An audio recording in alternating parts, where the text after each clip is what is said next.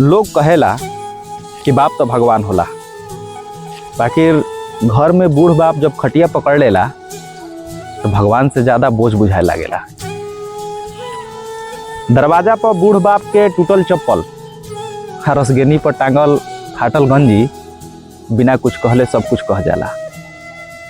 जवान आदमी भर जवानी घर के नींव बनौलस, ओकरा खातिर एगो कमरा बनावे में बेटा लोग के जेब सूख जाला। 500 रुपया मांग देस तो बहुरिया से लेके पूरे खानदान तक के लोग के खून सूख जाला, जैसे कर्जा उतारे के बात होखत होके। 3 गो भाई, तीनों भाई के बस एक सवाल कि बाबूजी के अस्पताल के खर्चा के उठाई।